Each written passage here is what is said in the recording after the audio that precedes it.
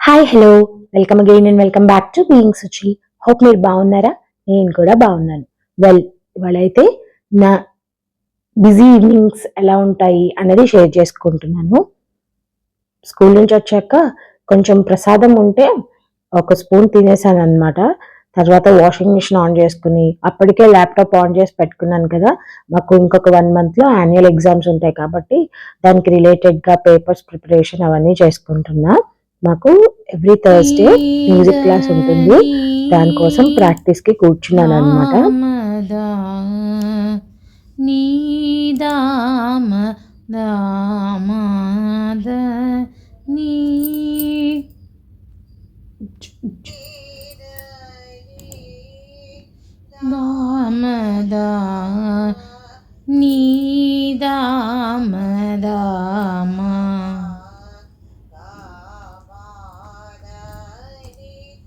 సా నీద నీ నామద నీదామద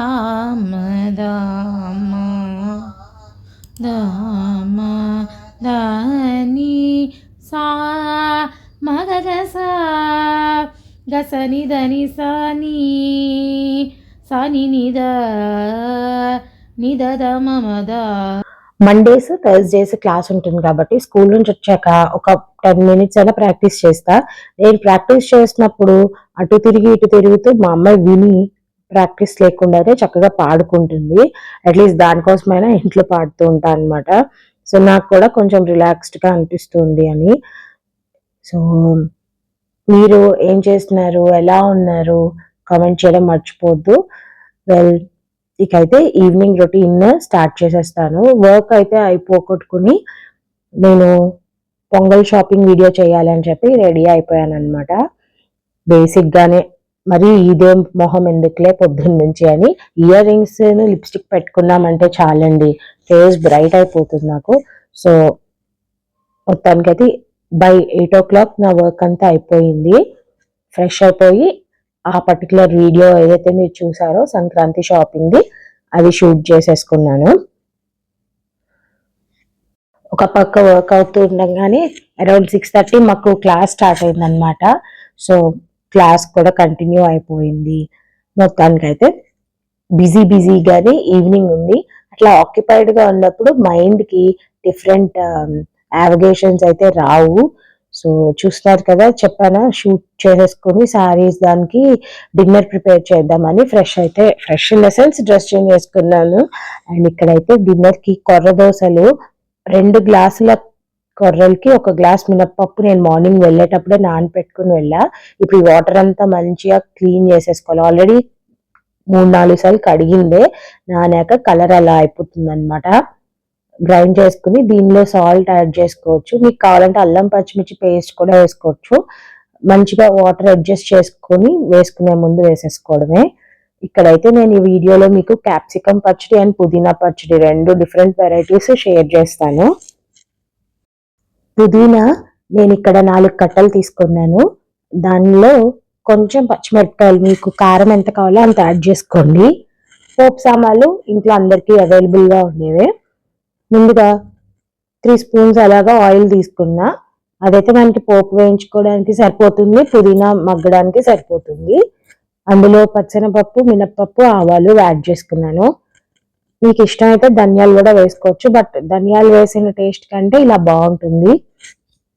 తగినన్ని ఎండుమిరపకాయలు కారానికి సరిపడినంత. ఇది వేగిన తర్వాత మనము అదే మూకుల్లో ఆయిల్ ఉంచుకొని పోపుని మిక్సర్ జార్లో వేసేసుకొని, పుదీనా కడిగి పక్కన పెట్టుకున్నాం కాబట్టి కొంచెం తేమగానే ఉంటుంది. వేయంగానే ఇలా దగ్గరకు వస్తుంది. ఒక 2-3 minutes తర్వాత మీరు పసుపు, ఉప్పు యాడ్ చేసేసుకోవడమే. అండ్ నానబెట్టుకున్న చింతపండుని కూడా దానిలో యాడ్ చేసుకోండి. మనం చక్కగా కొంచెం సాల్ట్ అండ్ బెల్లం ఈ పోపులో యాడ్ చేసుకుని మిక్సీ చేసుకుంటే తొందరగా నలుగుతుంది.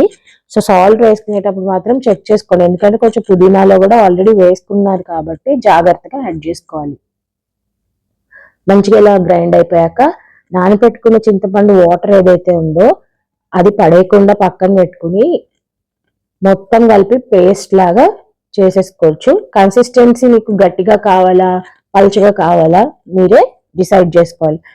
ఇది మీరు బ్రెడ్ మీద మన గ్రీన్ చట్నీ లాగా రాయొచ్చు, శాండ్విచెస్ కి, చపాతీలో స్ప్రెడ్ లాగా రాయొచ్చు, ఇడ్లీతో తినొచ్చు, దోశతో తినొచ్చు, వేడి వేడి అన్నంలో నెయ్యి వేసుకొని కూడా తినొచ్చు.